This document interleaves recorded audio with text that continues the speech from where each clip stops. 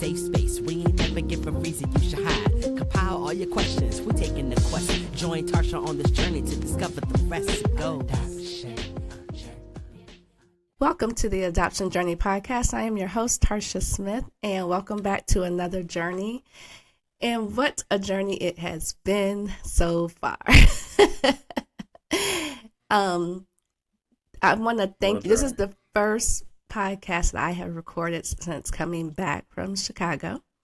We had the second Black Adoptees Meetup in Chicago on October 3rd through the 4th. And I want to talk to Garrett, who did attend for the first time this year. I did. About his experience. Because, y'all, let me tell you, April 2024 was the very first time that Garrett told his story on this show. And if you want that tea, all right? If you want that tea, that was episode 49. You got to go back. So we're not even going to give you that tea, but we're going to give you a part 2 because there's updates to that story. But before we jump into that, Garrett, talk about your experience in Chicago.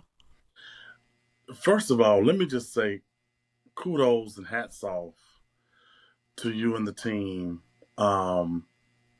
for creating that space. A safe haven, a place where it was as if it was 1,000 strangers that kind of knew each other. How can I word it? It was like we were strangers, but we knew each other at the same time. I guess our stories just kind of brought us together. Yeah. So, and to be honest, it was a nervous excitement. It was almost like being on a roller coaster, on at the very top of a roller coaster, and you know something's getting ready to happen, and you know it's going to be fun, but you also know you don't really know what to really expect until you take the plunge. And so meeting at the Navy Pier was the plunge. And so for me to get there and walk in by myself and see everybody dressed in red, black, and white, I'm like, okay, everybody's here. Everybody understood the assignment as it relates to the dress code. That's the first thing. So we got that under control. Then it was on and popping. Time we sat down, got our bags, got our t-shirts, went through the games, created conversation. It was absolutely what I needed. And I didn't know that I needed it until I got there. Oh, you're not. So, I mean, hats off to you all just to even make that space available for somebody like me who always felt like I was by myself as it relates to an adult Black male that has been adopted who survived the adoption. You are definitely not alone. And there were other Black males that you met and have now bonded with. Yeah, you are definitely not alone. So I think the plunge also was the fact that you even got on a plane and went. Oh, yeah. That all by itself. And it was so many layers. The fact that it started on my birthday. Yes, it did. On October 3rd. Yeah. First time in Chicago, which was on my bucket list of places in America to go to. Right. So I was like, bam, bam, bam. Adopted, so it was multi-layers for me. So I was just full. I was full. By the time I got on the plane to go back on Monday, I was like, this is probably one of the best trips I've ever taken. Oh. So thank you again for doing that. You all did a yeoman's job. Thank you. Thank you. And phenomenal job. Big shout out to Kathy, because there would have been no Chicago had there not been a Kathy. So big shout out. Yes, thank you, Kathy. Big shout out. Yes. October 2nd through the 4th, we are doing it again. It'll be the 3rd annual Black Adoptees Meetup in Philly. In Philly. Philly, we are coming. Philly. Yes, I'm excited. So, yeah, that's where we're headed. It's going to be good. So. And I'll be there. Oh, yay! I'm coming. Let's go. Let's go. And all the other Black adoptees, let's go. Meet us in Philly. Yeah, let's expand it. So, save the date. And more info, just watch our page. Check out the website, blackadopteesmeetup.org. Just Stay tuned because more is coming. Yeah. Um, Yes. So let's dive into your story. So he is a same race adoptee who found out he was adopted as a kid. But if you want that story, like I said, that was episode 49. So go back. So since we talked, what has happened?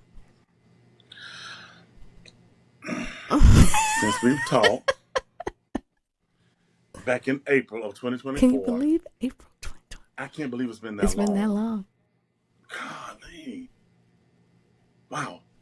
Since we've talked, I went a little bit deeper, and I decided to go ahead and do the Ancestry.com bit. And what's so crazy was when I did it, I ordered the packet, the box came through, and it was so hard, Tarsha, because I could not, it was not easy for me to go ahead and open that box up and split the seal and send it off. As a matter of fact, I probably kept the box for maybe a month or so, maybe 2 months. Why? Because I had a feeling. My gut told me, as soon as you send this off, the Pandora's box is going to open, and you're going to find out everything you need to know. I knew it. Okay. Everything in my gut told me, are you ready for this? Because when you do this, it's getting ready to happen. And boy, did it happen. So when you did that, did you have a support system around you? Did anybody know you were doing it? I knew you had purchased it, and you did tell me when you finally did it, but leading up to that, did you have a support system around you, or were you by yourself? I did. I had a support system. And you happen to have, you had the privilege of meeting two of my buddies who actually came with me on the trip. Yes. Pastor Daniel and my best friend Rodney, who came on the trip with me, who helped make that possible. They were pretty much my strong support system, along with a couple of other people who, and Pastor Daniel, he was like, you got to do it. But you got to do it when you're ready to do it. It was like a gentle nudge. Yeah. It was a gentle nudge. It was like, all right, come on. If you're going to do this, let's do it. Go. Let's go ahead. But I feel you. So we got through it, did it. And so when I got the email back on the app and all that, I was like, okay, let's go into it. Okay. And cutting across the field, I found two people. Were they at the top of your list? Okay, so let me explain this for anybody that's not done an ancestry test, right? Yeah. Okay, so what it looks like, you get this list. First, it breaks down your ethnicity and where you're from and all that. But then it breaks down this list of people that you are connected to, with your closest connection being at the very top. For some people, that might be a distant relative. I've talked to some people, and it's actually a parent. So it could, go either way. So what was that top connection for you? The top connection, well, it was a male and a female. Okay. And so I probably should have went with the female connector first, but I didn't. I said, okay, well, I'm a man. Let me go ahead and reach out to another man, and maybe we can kind of commune together, man to man, to kind of figure out who is who, and kind of, go through that. No, that didn't work out at all. Reached out to that gentleman.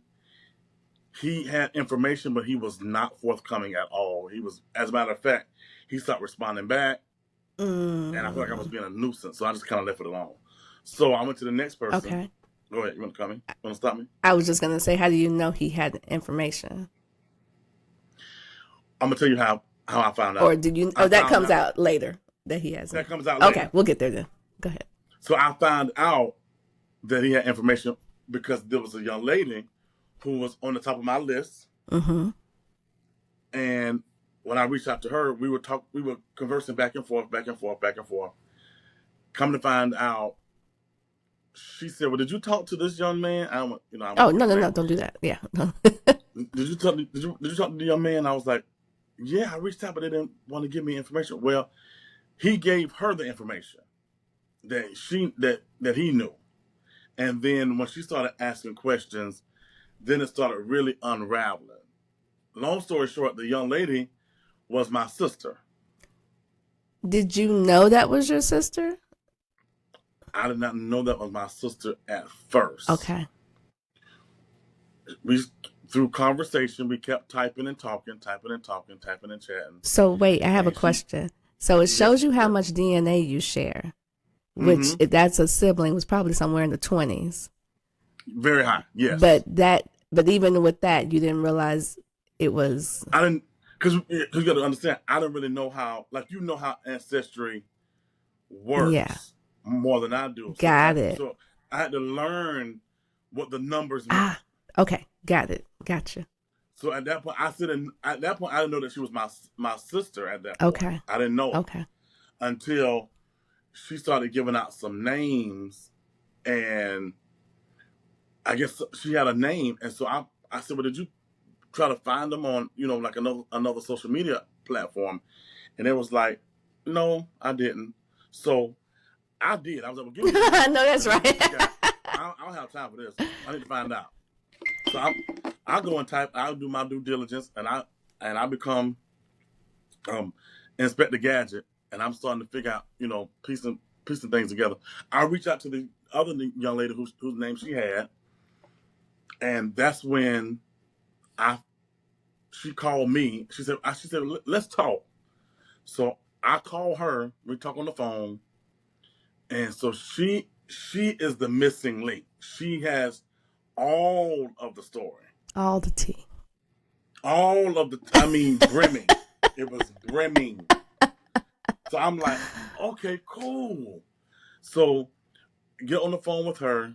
We're talking, and as we're talking, she starts crying because she thinks that there's only, she knows that she wasn't she wasn't raised by our biological mother. Okay. But she was raised by the biological mother's mother and father. So her grandmama and granddaddy raised her. Okay. But she knew that she had a sister. But the sister that she thought it was not the one who I talked to. Oh, it's a whole nother person. So there's another sister out there. It's another sister. Okay, wait. Did they know you existed, or you did not know that I existed? The grandpa got into an argument with the sister that I talked to, which you'll later find out is the oldest of the sisters. Okay. He gets into an argument. He, in the heat of the moment, says, "Well, you thought that you was the only one. No, you thought that you was the oldest. Let me make sure I say that right. She thought that she was the oldest child." He said, "No, you got a brother around here somewhere." Sound just like the granddaddy. Brother around here somewhere. You got a brother around here somewhere. So she sat with that for a period of time. So was this before? But this is once. Oh, okay. Wait. This is before you showed up, or after you showed up, and they got into this argument. This is before. Way before. Okay. Way before. So when I got on the phone with her, the reason why she started crying is because she was like, okay, my granddaddy said it was another guy. It was a boy, but I wasn't really sure. I thought he was just being mean. Okay. But it is. Because I do have a brother. And so when we started putting the numbers together, and the age of my biological mother, or bio mom, as y'all said, I think that is the. Can I just? You say whatever. Weirdest say what name to me to say. Say whatever is comfortable for you. Else. So my biological mother. Okay. She.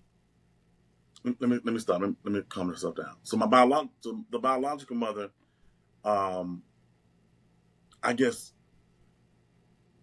had I'm not sure if she told her. Well, clearly she didn't tell her about me.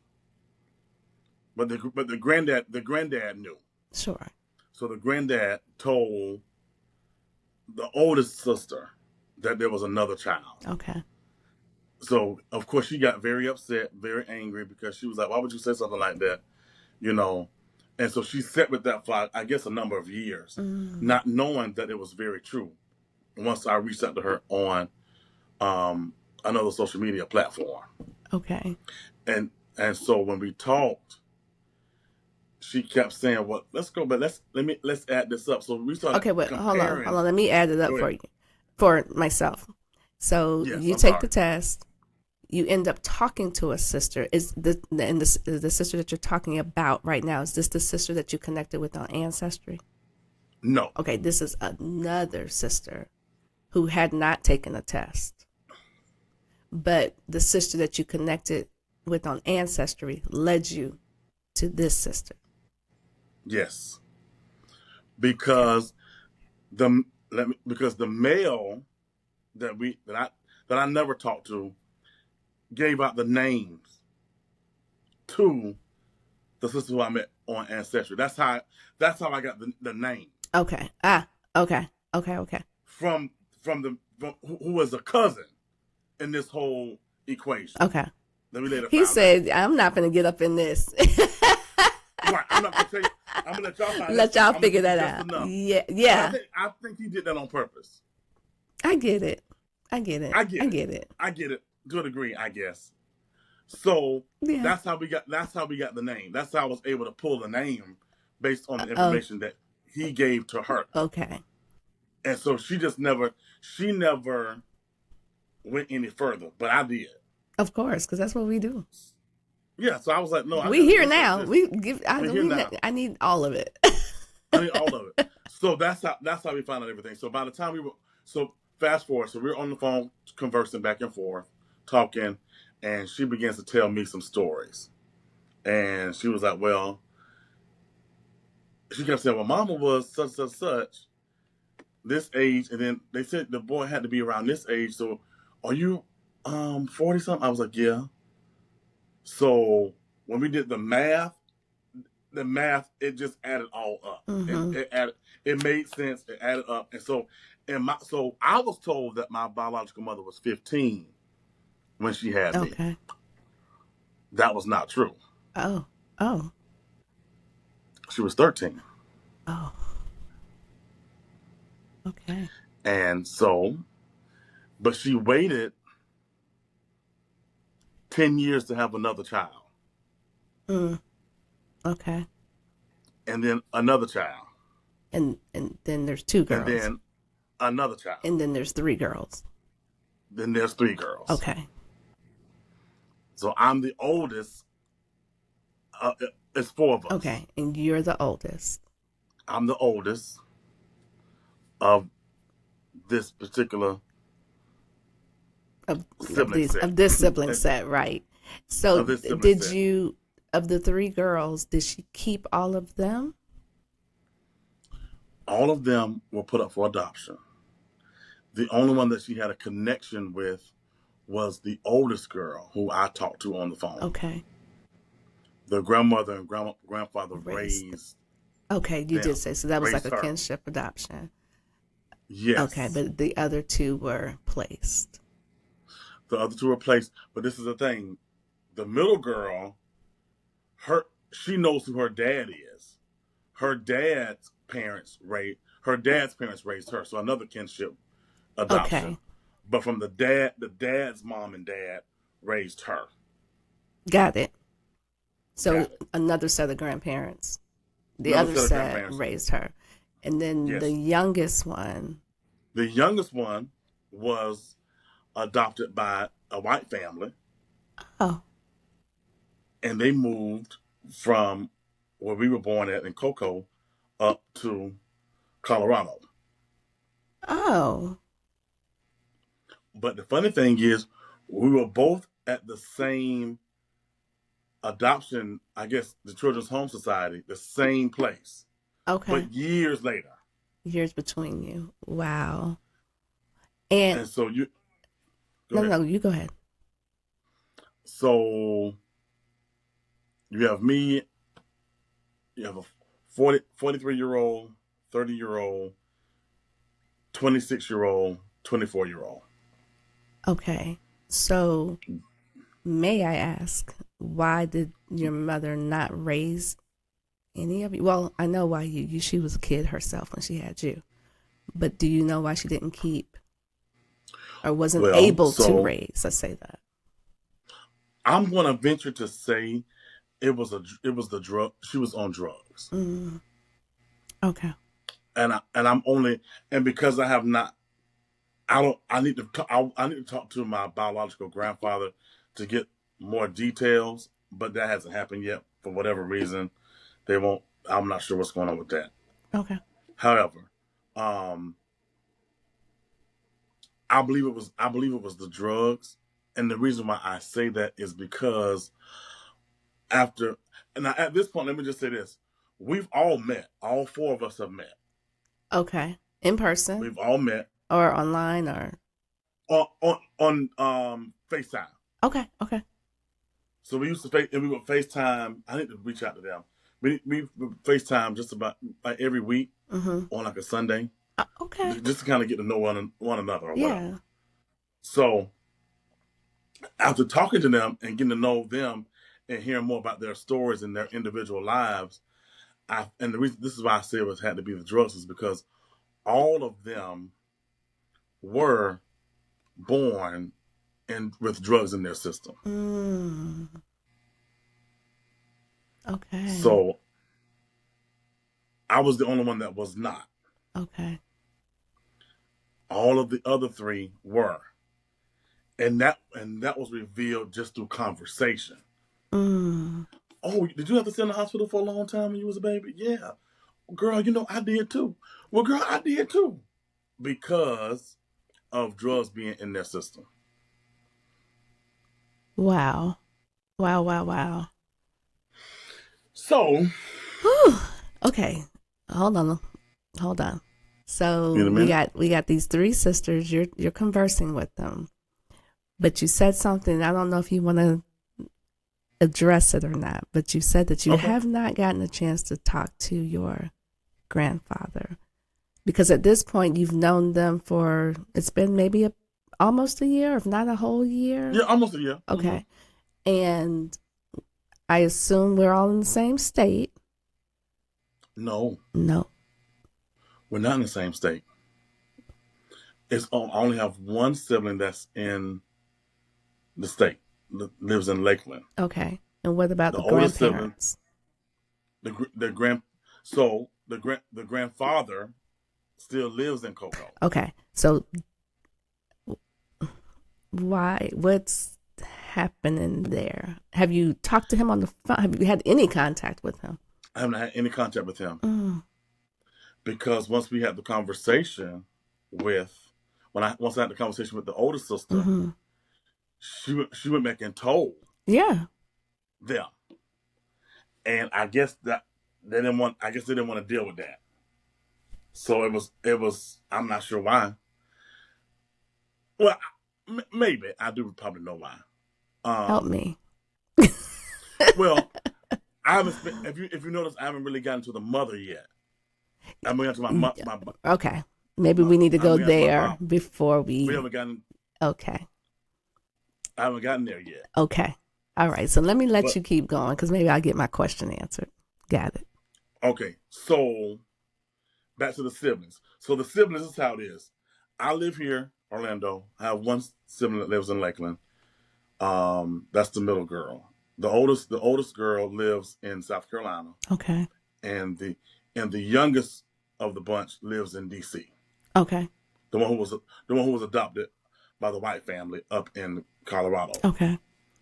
She's in DC. So we're all kind of scattered abroad. Okay. Just kind of give you some insight on that.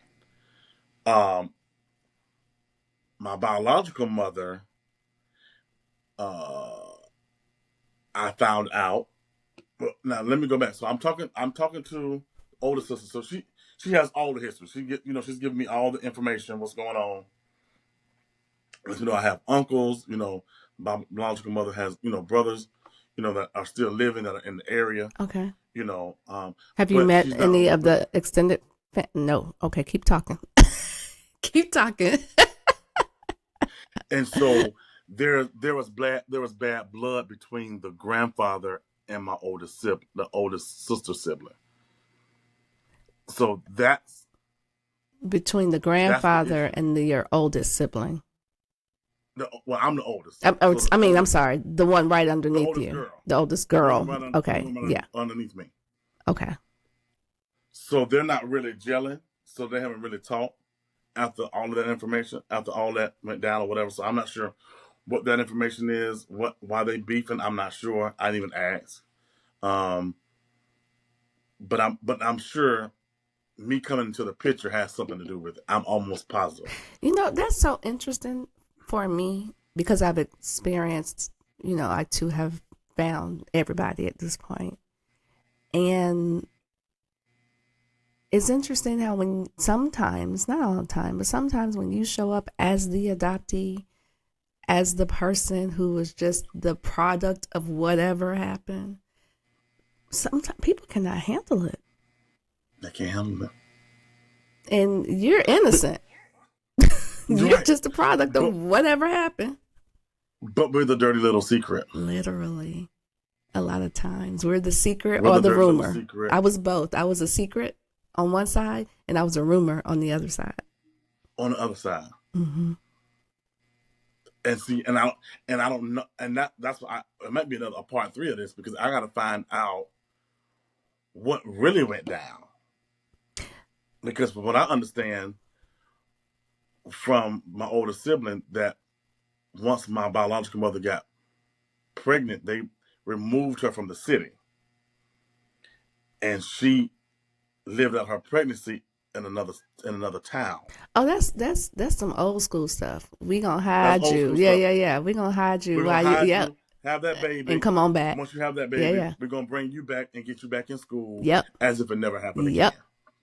Yep. So that's what happened with me. Wow.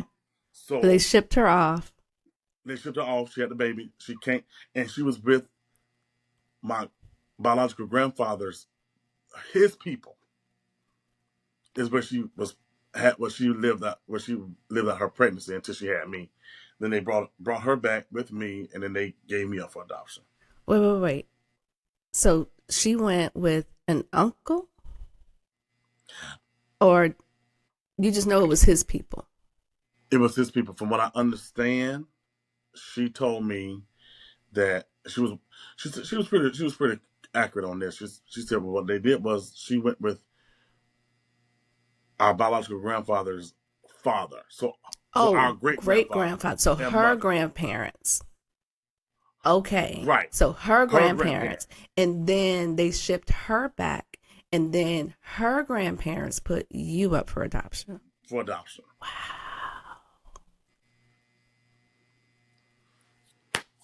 So that was a lot to take in. I'm like, okay, this is a lot going on. It's a lot going on. And she went to it's a whole lot of drama with the family going on. I didn't care nothing about all that because I don't know. That y'all can have all that. I don't need none of that. Yeah, none of it. I just need to know my roots. I need to know where my mama is, who she was, what was she like. I have questions. Right. And it's unfortunate because none of those questions got answered, even though I found out who my biological mother was. But Tarsha, I found out too late. And the reason why I said it was too late is because when my oldest sister sent me, I said, well, send me a picture so I can see how she looked. And it's almost scary because she's clearly a lighter skinned version of me. Wow. Cheekbones, no, all of it. And so I didn't know, well, she didn't tell me this until we got further in the conversation. I said, well, let me know when I can meet her, or do a warm transfer, as they said. Warm transfer. Yeah. Warm transfer. Don't just do a cold right. call. Don't just do a warm transfer. I love it. And let her know that I found them and I want to have a conversation. So she paused and I was like, okay, what's going on? So she was like, well, the picture I sent you was the picture of that's her obituary picture.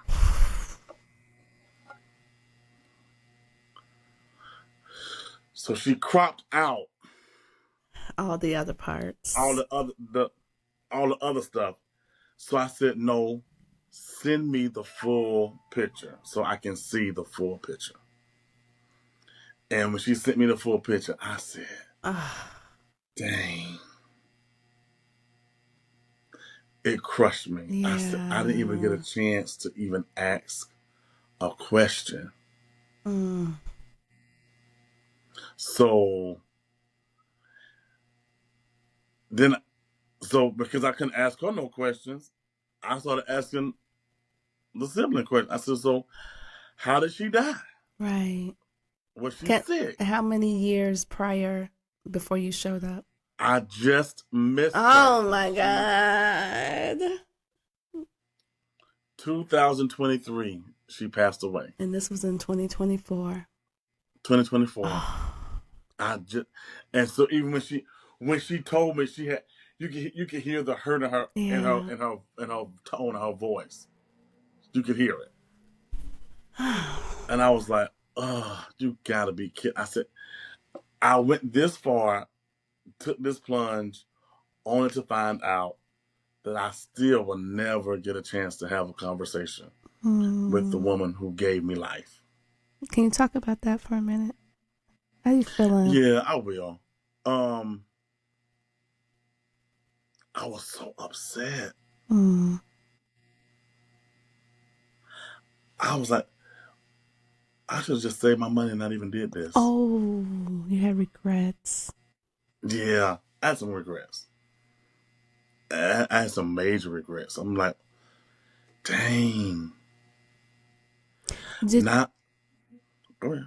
Did you do this not ever considering that you might find siblings? Or were you just laser focused on, I gotta find my birth mom? No, I was excited because you got to realize I'm an only child. That's right. So a part of me was excited about, I'm probably gonna have sisters and brothers, and I get a chance to meet my biological mother, and I got, do they look like me? Do I look like them? Do we have the same personality type?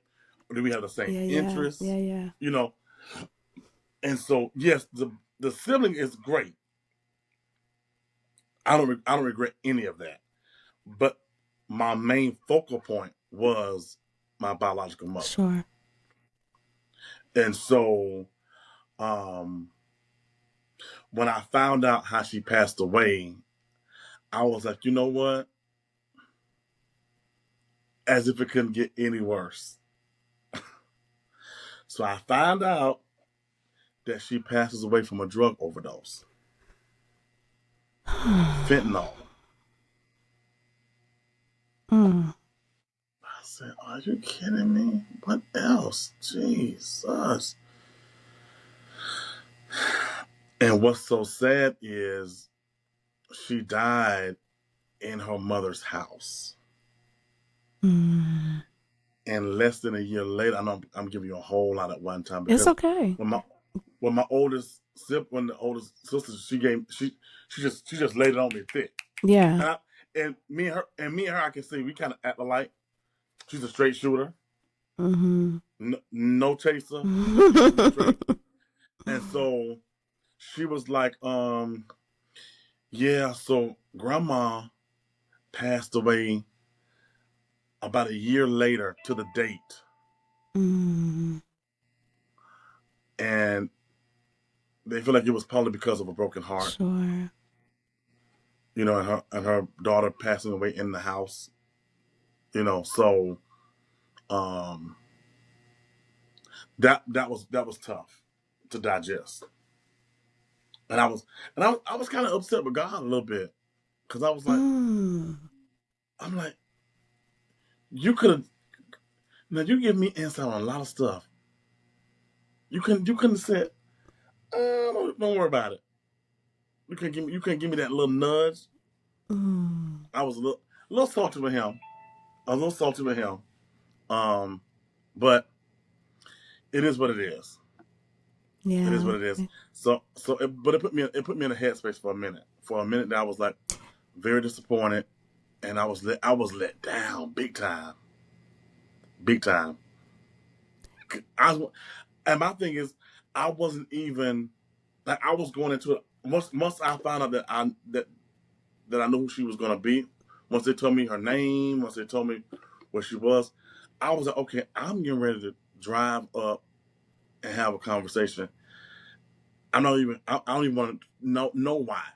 I don't even care nothing about that because clearly you a 13-year-old. So Yeah. how much Yeah. how much power did you have at 13? None. None. None. None. Yeah. Mm-hmm. None. So I'm like, So, but I wanted to physically see.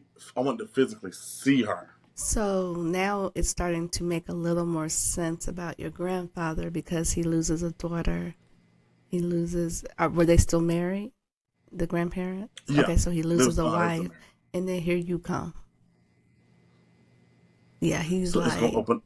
It's opening up a whole nother right. He's like, yeah, right. nah. And he's And old school, so he's really like, nah. Right. So I'm trying to see it from his vantage point as well. Yeah. I'm trying to be sensitive to that, you know. And I was sensitive to that. I get it. I really get it. And so if it means that I'm supposed to meet my siblings and just create a level of relationship with them, I'm good with that now. I'm good with that. So what have those relationships been like? I've been kind of I've been kind of distant. If I can be really honest, we haven't talked in a minute, and I think it's me. And I think what it is, I feel like I am because I am the oldest. They're treating me as if I'm the oldest. How so? Because they're like, look, when they do text or when they do, hey, what's up, big bro? How you doing? You know, Okay. What you think about this? What you think about this? And I'm like, wait, hold on. I'm just meeting y'all. Give me 1 second. Hold on. Okay. Hold on. You're not accustomed to any of that because you're an only child. I'm an only child. And they, I assume, grew up with siblings that, wherever they were. And so to just pull you into the fold, oh, this is our big brother. And you're a guy. So as a female, I get that. I get it. And I'm retreating back. I'm like, it's too much. Give me a minute. Did you tell them that, or did you just retreat back? I have not, and I probably need to express that to them. But I don't want them to feel like I'm being rude or dismissive or that I don't care. It's just different from me. Yeah. It's different for me, and it's kind of overwhelming. But I do like them a lot, though. I enjoy the conversation that we do have. They solid. But you can tell that they've all been abandoned or been adopted. You can tell that family unit has been altered. How? Why do you say that? How can you tell? By just how clingy they can be so soon. Yeah.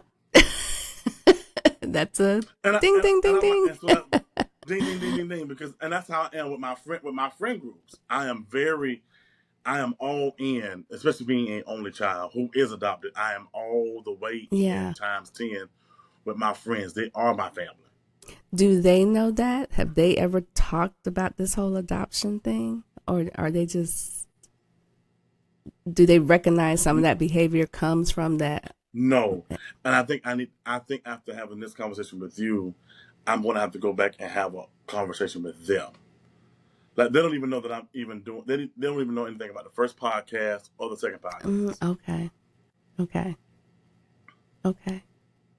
Well, I encourage you when you are ready and at your own timing and pace, of course, to have those open conversations, especially with that oldest one who you say is a sharpshooter and just you can talk. I encourage you because having the conversation doesn't mean like you're going to be like, okay, now we're going to be besties. It's just like, let's just have this conversation and put it out there so we all can understand what this is. And Right. so that they know, look, it's nothing against you all. I got to figure some stuff out because this is a lot, and it hasn't even been a year. Quite. Right. Right. So that part is a lot. But let me say this though. I am not close to having a full-on relationship with my siblings. Okay. I think it's just got to be paced out right for me. Sure. And the thing is, and we're all friends on social media, so they see everything that I do. They like, they comment, especially my cake business. They always say, "Oh, that looks good. I want bring me a slice of that when we meet up." They'll say stuff like that, which I like. That's fine with me. But I'm like, okay, let me organically forge something, because this is all new. It's new news. This is very new. It's very new.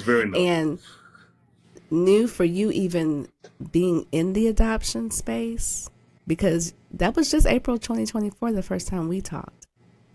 Right. And then now you're building a relationship. So happen your siblings also have all been in some shape or form adopted, but they're not in the adoption space. So they don't, some of the stuff that you've learned and, are dealing with or whatever, they've not done any of it. And they're a lot younger too, especially that youngest one, especially that baby girl. So. But you know what, surprisingly enough, she seems to be a lot more level-headed for her to be the young. And I wonder if it's how she was raised. Okay. But she acts just as old as I do. I'm like, wait a minute, you wise beyond your years. And she seems to be very wise beyond her years. Okay. I would love to talk to her, especially being that she was adopted by a white family, but we'll see. Okay. And so, but her thing was that's what prompted her to go to Ancestry, because she didn't have the Black experience. Oof. So that was it. She had another driving force. Yeah. Because she was like, okay, who my people? I'm Black, and these folks are white. Like, it's not like y'all don't even look. Yeah. A clear distinction. Yeah, baby girl, we gotta talk. we gotta connect.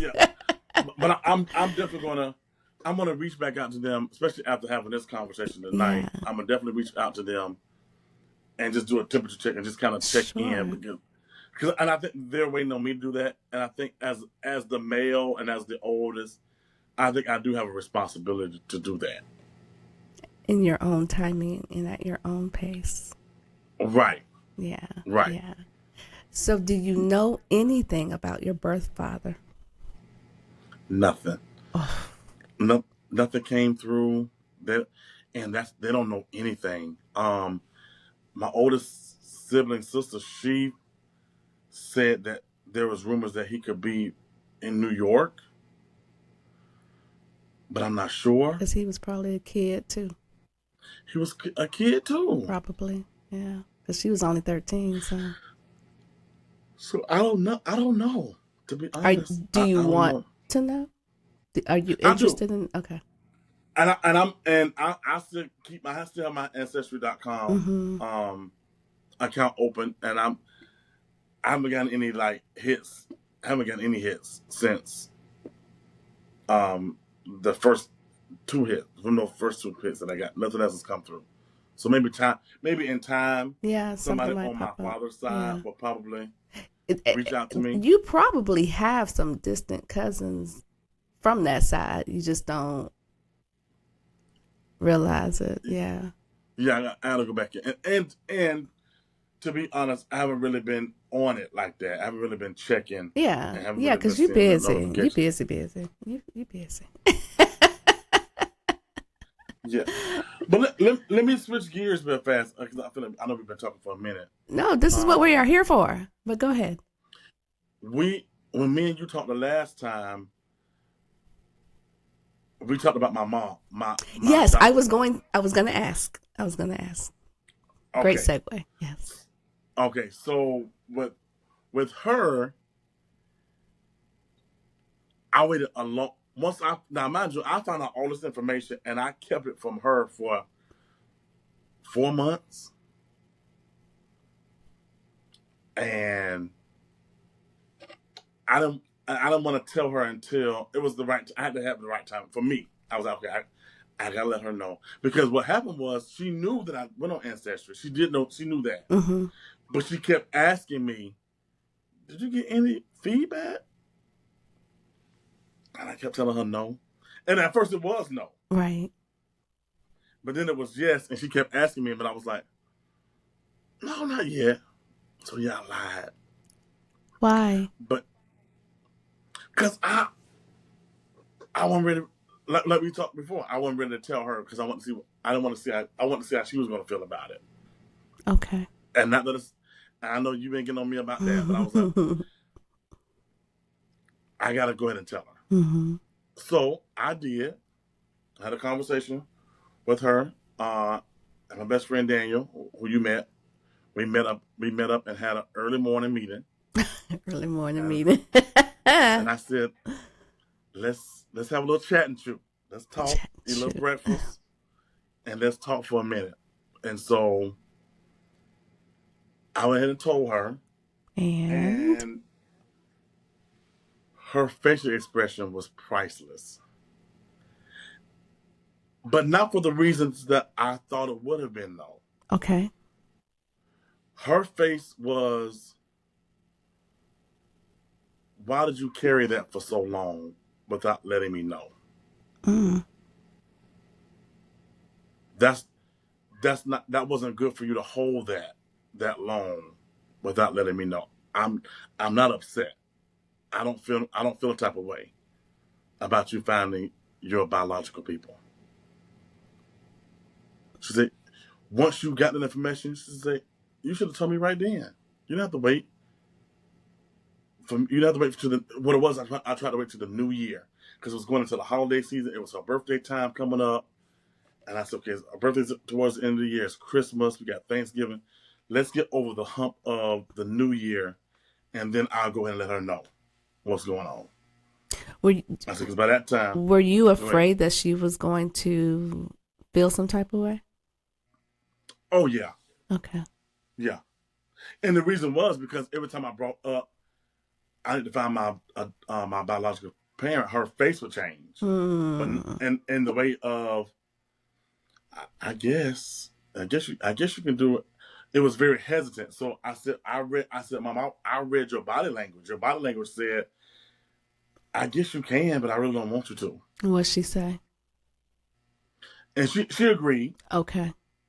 She agreed. But she also said, it ain't my life. That's your life. And you got to go do it. So she said, I wish you would have just told me. She said, the only thing is, I wish you would have told me when you got it. And so I said, well, I didn't. And I think a part of me was kind of relieved, and I hope this doesn't come off insensitive to my biological mother, but I was kind of relieved that she had passed away Mm-hmm. in a sense, because I feel like, had she been alive and had she still been addicted to drugs, me as a son and as her first child, Mm-hmm. I would have done everything in my power to make sure that I gave her the help that she needed to get Mm-hmm. clean. Even though I would have just met her, Mm-hmm. there, as a son to a mother, you're a mother of a son. Mm-hmm. And my mama, she said all the time, it's something about mothers and sons. Yeah. Y'all, it's a connection that the world just won't ever understand. Sure. Mm-hmm. And so, even with my mother being um, the one that didn't raise me, my biological mother, I would have still moved heaven and earth To help her. to see, how can I help her? Mm. How can I help? Because my adopted father was on drugs, and it took him out. That's right. He was on drugs. That's right. Real bad. So it would have been seen it twice. Yeah.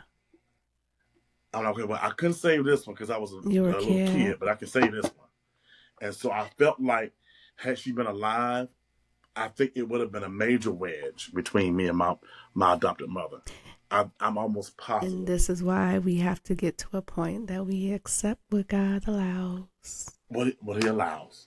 Even if we don't understand it. So that's the result. And so that's why I'm resolved with that. Yeah, I'm okay. I'm at peace with that. I'm at peace with that because I don't think that I would have, I look at my life as a minister in church, and I'm very involved in my local church, as a praise and worship leader, just a mentor, to at-risk youth in the community. I don't think that my biological mother could have raised that part of my life. I think my mother that handpicked me was anointed to raise the Garrett that you see today.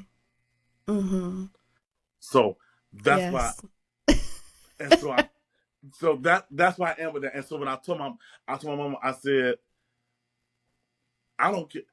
My biological mother could have been a multi-billionaire. That wouldn't have mattered one thing to me, because the one that raised this anointing and raised this personality type and raised this person named Garrett came from this woman over here who made a decision to adopt. She handpicked me out the puppy pound. I said comically, but it's true. Yeah. So I will always, and I think that's what. Not I think I know. I know that's why the hesitation that was a hesitation with me telling her, because I know how much she invested in this little spoiled boy growing up on the west side. Mama, he's spoiled too. Yeah. Right, and she know it, But I will always honor the sacrifices that she has made, and she made sure that I never went hungry. She made sure I had the best of everything. I mean, I never had anything low end. She always gave me the top of the line at all times. And I understand that, because that's also what I come from. And I also have the same testimony. I don't think my biological mother could have raised who I turned out to be, this anointing, this. Yes. Yeah, I don't. I'm almost positive. Yeah. There's no way. Yeah. So I tip my hat off to my mother. Absolutely. I'm like, no, this one right here, I play zero games about. And as it should be. So. But go ahead. You tell Mama she's okay, and then you get on a plane and come to Chicago. And when you get back, what did Mama have to say about that? Because now you're in the community, like for real. Oh yeah. Well, she called me every day, and I call her every day. What y'all did today? What y'all talking about? Who you met? Okay. Were they nice? Yeah. So she was all in, and I said, I have to sit down and I need to make a slideshow of all the pictures and stuff that we took and all the activities that we did, because I got so many, and I just kept trying to show. I'm like, well, you know what? Forget it. I'm gonna just make a slideshow or something and just play it on the big screen, on the TV or what have you, so she can kind of see. But she had a ton of questions, and what she liked about it was the fact that I said, Mama, it was more conversational than anything. Like, I learned a lot of things just through conversation at the 360 and at London House. Right. You sat at a good table at the London House. You sat at a good table. I sat at a good table. And see, that was like the thought, like when you come to that event, it's structured. It's not a conference. It's structured, but those conversations are just happening organically. And so that's what I was telling my mom. I said that was the most comforting thing about it. That everything was organic. Yeah. We sat down, we took pictures, we looked at views, and then we sat down and we talked about our views. So that was it was perfect actually. It was perfect. And I was like, okay, this makes sense. And I feel like we've all been through traumatic situations. This is not the time for us to rehash all that again. But if you want to, and if you feel like it, you could have. It was available. It was available. It was available, Yeah. but it wasn't like a requirement. Right. That's amazing. But yeah, I would say if I had like or even like a sheet of, okay, these are some of the stats of the number of adopted kids or foster kids who have in America. I mean, and that's something we probably can look up on our own. But sometimes looking at it at a glance and having that kind of conversation about it is something good too. Okay. Just throwing something out there. I hear you. I hear you. Amen. I'm so glad that your mom, and I'm glad you brought her up. I was going to ask about her. I just hadn't gotten there yet. But to know that these adoptive parents are supportive. There are those out there that are supportive when you go and do this reunion thing. That is also my testimony. I had the support of my parents, of my family. Yeah. Yes. And what blew me away was, and I was telling my mom, I said, Mama, I felt kind of weird sharing how blessed I was, because some of those stories I heard from the adopted parents were not good. I'm like, how you adopt the kids and y'all treat them like this? Yeah, it happens, unfortunately. Why would you even adopt them? Don't waste their time. It happens, unfortunately, and that's the beauty in this, if you will. And not saying that being treated bad is beautiful, but what I mean is everybody has a story, and nobody's story is right or wrong. It's your story. It's your journey. It's your path. Yes. And when you open your mouth and tell your story, that's when the healing for yourself comes. That's when the healing for somebody else comes, because you don't know who you're helping when you tell your story, when you're ready to tell your story. Yeah. So, yeah, that's the beauty in all of this craziness that we call adoption. Yeah. So, before we go, is there what would you tell? Because I know you just had the opportunity to share your story with a group of young men. I did. So what would you tell young men, because that's who you mentor, that might be adopted, but you don't know that yet because they haven't told you. But what would you say to them at this point? I would say to them that they're not weird. They're not odd. They have placement and they have purpose. Especially my young black and brown boys. Absolutely. They got purpose. And they got an Uncle G. They got a Mr. G. They got a Mr. Garrett that can help navigate them through this thing called adoption, through adolescence and teenage years and being a young adult. Because I wish I had a me when I was their age. Oof. Yeah. So they're not. I would tell these young guys, y'all not by yourself. Reach out to us. There is a community. There's a community. We are here. There's a community, and we're growing. Because that is something that I hear. Thank you for that. I have heard recently, very, very recently, younger Black adoptees are not talking because A, they don't have anybody, or B, they're just embarrassed, so they don't. We're here. We're here. Yep. We're here. I want to thank you so much for coming back for part 2. You are so Shout welcome. out the mentorship program, please. Listen, this is a dear to my heart. Boys to Men Mentoring. Follow us on all social media networks. I have the privilege of being one of the founding mentors. I've been with Boys to Men and Mr. Daniel Ings, who was the founder and director of Boys to Men, since about day one. So we're going. This is year 9. Getting ready to go into year 10. Listen. And so we are doing great things. We are getting ready to go into a great our own space finally. So that's a huge thing that's coming up. I'm excited about that. Keep me posted. I love what I do. So yes, we I always say hashtag mentoring works. Yeah. We have the results to prove it. I love that. Thank you. Thank you so much. You have no idea how much I love that. You're more than Give welcome. me 1 second. Don't go anywhere. And on that note, bye, family. Journey on. You need a pie with the good? Oh yeah, with the one. Adoption.